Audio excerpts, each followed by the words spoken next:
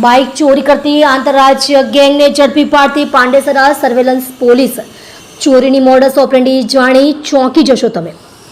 Pandesara police દ્વારા રીઢા અને શાતિર ચોરો રોહિત રાઠોડ, ઉપેન્દ્ર શર્મા અને આર્યન સિંઘનાઓને ત્રણેય આરોપીની ધરપકડ કરી. સુરત શહેરમાં બાઇક ચોરીની ઘટનાઓથી પરેશાન લોકોને રાહત મળે તેવા સમાચાર સામે આવ્યા છે. પાંડેસરા પોલીસે શહેરના અલગ અલગ વિસ્તારોમાંથી બાઇક ચોરી કરતી એક સક્રિય ગેંગનો પર્દાફાશ કર્યો છે. 14 બાઇક કબજે, 3 આરોપીઓ ઝડપાયા. પાંડેસરા પોલીસે ચોક્કસ બાતમીના આધારે કાર્યવાહી કરીને 3 આરોપીઓને ઝડપી પાડ્યા છે. આરોપીઓની પૂછપરછના આધારે પોલીસે ચોરી કરેલા કુલ 14 વાહનો કબજે કર્યા છે, જેની કિંમત લાખો રૂપિયા થવા જાય છે.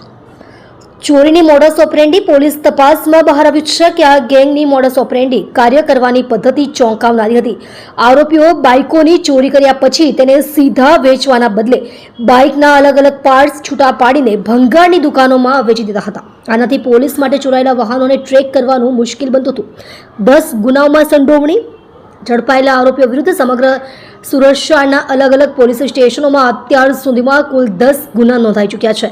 પાંડેસરા પોલીસે આ ગેંગને ઝડપીને બાઇક ચોરીના અનેક અનડિટેક્ટ ગુનાઓનો ભેદ ઉકેલી નાખ્યો છે. પોલીસે હવે આરોપીઓ પાસેથી વધુ ચોરીઓ અને તેમના નેટવર્ક વિશે માહિતી મેળવવા માટે ઊંડાણપૂર્વક તપાસ શરૂ કરી છે.